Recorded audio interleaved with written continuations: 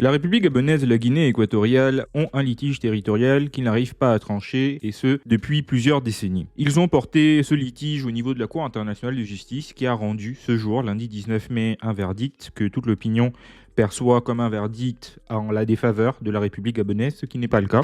Aïe, c'est votre GSW. Sur cette chaîne, nous parlons de politique et de géopolitique. Si tu as une appétence particulière pour ce type de sujet, tu es au bon endroit. N'hésite pas à t'abonner. On va rentrer dans le vif du sujet dès à présent. Comme je vous l'indiquais en introduction, la République gabonaise et la Guinée équatoriale ont des litiges territoriaux majeurs au niveau de la frontière terrestre nord, au niveau des délimitations des frontières maritimes et sur la souveraineté de l'île Mbagné. Ces 3 points ont été les griefs qui ont été portés auprès de la Cour internationale de justice. La Cour internationale de justice a écouté les deux parties et elle a rendu le verdict suivant. Concernant la frontière terrestre, la Cour a estimé que seul le titre valable était la Convention franco-espagnole de 1900. Par conséquent, la frontière qui était fixée sur la rivière Kié n'a plus aucune valeur juridique. De fait, plusieurs territoires appartenant actuellement à la Guinée équatoriale, dont Ebébéine et Mongomo, redeviendront territoires gabonais. À savoir que Mongomo est le village natal de Teodoro Obiang-Nguema et de la famille présidentielle équato-guinéenne actuelle.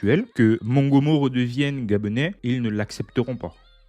Ça, c'est le premier point. Concernant la frontière maritime, la Cour a estimé qu'aucune frontière maritime n'existait entre les deux pays. Il revient aux deux pays de rentrer en négociation afin de fixer les délimitations maritimes entre les deux républiques. Concernant la souveraineté de Mbagné, Konga et Cocotier, la Cour a estimé qu'elle a été souvent occupée par l'Espagne. Elles reviennent donc à la Guinée équatoriale en vertu de la succession d'États. Et donc, la Guinée équatoriale récupère la souveraineté sur Mbagné, Konga et Cocotier, à savoir que s'il y avait un litige entre le Gabon et la Guinée équatoriale, la motivation principale est que aux alentours de cet archipel, il y a énormément de gaz et de pétrole. Financièrement, il était important de pouvoir avoir la souveraineté sur ces îles. Par contre, la Cour internationale de justice modifie les frontières actuelles entre le Gabon et la Guinée équatoriale. Mongomo et Bébéine redeviennent gabonais, va faire qu'il va y avoir forcément des négociations qui vont s'ouvrir entre la Guinée équatoriale et le Gabon. Et de ces négociations, je suis prêt à prendre le pari dès maintenant. Il va y avoir une cogestion de l'île Mbagné, de telle sorte à ce que personne ne sorte lésé de ce litige. Pour les Équatos, ce ne sera pas possible, là où ils ont investi des centaines de milliards dans leur ville, de les rétrocéder aux Gabonais, sans parler des Équatos guinéens qui vivent à Bébéine et Mongomo, ils deviennent donc Gabonais. C'est pas possible. Le Gabon aura bon dos de demander une contrepartie aux Équatos,